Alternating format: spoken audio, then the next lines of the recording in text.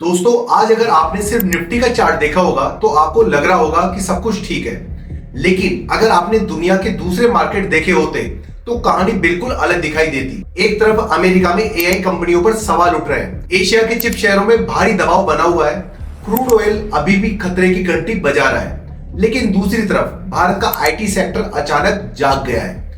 Coforge लगभग 5% उछल गया है। Infosys, TCS, HCL, Tech, Wipro और टेक महिंद्रा लगभग पूरा आईटी सेक्टर हरे रंग में चमकने लगा है। अब सवाल यह है कि जब पूरी दुनिया टेक और एआई को लेकर डरी हुई है तो आखिर भारत के आईटी शहरों में इतनी जबरदस्त खरीदारी क्यों हुई है? क्या एफआईआई वापस लौट आए हैं? क्या आईटी सेक्टर का बुरा दौर खत्म हो चुका है या फिर ये सिर्फ एक डेड कट बाउंस है? आज की वीडियो में हम मार्केट की पूरी कहानी को जोड़ेंगे और अंत में बात करेंगे कि कल मार्केट किस दिशा में जा सकता है। नमस्कार साथियों, मैं कृष्णा, स्वागत है आपका स्ट्रेटजी लैब पर। आज सुबह मार्केट खुलता है तो निवेशकों की पहली नजर अमेरिका पर थी।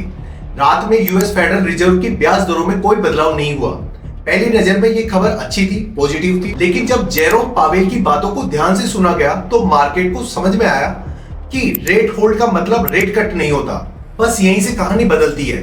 देखिए, ग्लोबल न्यूज आज मिक्स थी, लेकिन भारत के पास एक अपना हीरो था, वो था आईटी सेक्टर और उसमें सबसे बड़ा स्टार था कोफोर्ज। कंपनी ने उम्मीद से बेहतर क्वार्टर रिजल्ट्स दिए, बस यहीं से बायर्स एक्टिव हो गए। फिर क्या था, Infosys, TCS, HCL, Tech Mahindra और साथ ही विप्रो एक के बाद एक यहां खरीदारी शुरू हो गई। तो यहीं से इन्वेस्टर ने सोचना चालू कर दिया, एआई स्टॉक बहुत महंगे हो गए हैं, तो ऐसी कंपनीज खोजो जो क्वालिटी भी दे रही हो और वैल्यूएशन भी उनकी सस्ती हो। यहीं से इंडियन आईटी सेक्टर पिक्चर में आ गया, क्योंकि पिछले कई महीनों से इंडियन आईटी स्टॉक लगातार दबाव में थे और सब अपने हाई से काफी नीचे भी थे। मतलब रिस्क कम, रिकवरी की संभावना ज्यादा थी। यहीं से स्मार्ट मनी की एंट्री शुरू होती है। लेकिन इससे पहले कहानी में चाइना की एंट्री हो जाती है। चाइना की मेमोरी चिप कंपनी सीएक्सएमटी की मजबूत लिस्टिंग ने मार्केट का ध्यान खींच लिया।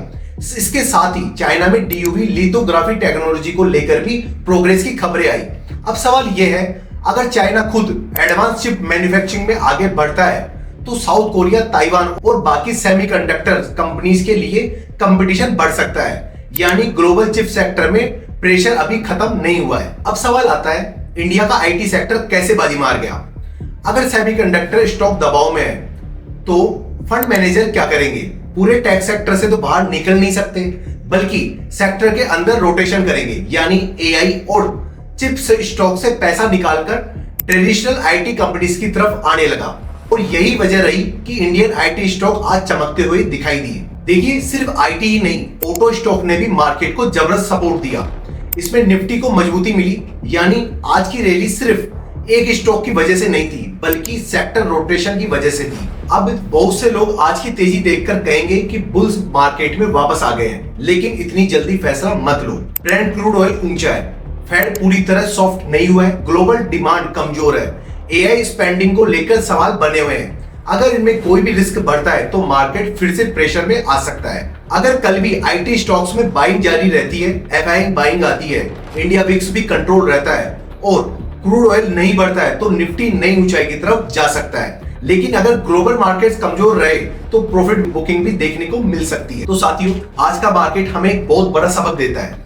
मार्केट कभी भी सिर्फ न्यूज पर नहीं चलता, मार्केट हमेशा मनी फ्लो पर चलता है। आज पैसा एआई थीम से निकलकर इंडिया आईटी सेक्टर में आता हुआ दिखाई दे रहा है। यही वजह है कि जब दुनिया के कई टेक स्टॉक दबाव में थे तब भारत का आईटी सेक्टर चमक रहा था। अब आने वाले कुछ दिनों में यही देखना सबसे दिलचस्प होगा, क्या ये सिर्फ एक रिलीफ रैली है या इंडियन आईटी सेक्टर की नई बुल रन की शुरुआत। तो साथियों, अगर आपको ऐसे ही database, no noise, pure market analysis पसंद आता है तो वीडियो को लाइक जरूर करें, क्योंकि यहाँ हम सिर्फ बताते नहीं है, मार्केट के पीछे की पूरी कहानी समझाते हैं। मैं मिलता हूँ अगली मार्केट अपडेट में। जब तक जय हिंद।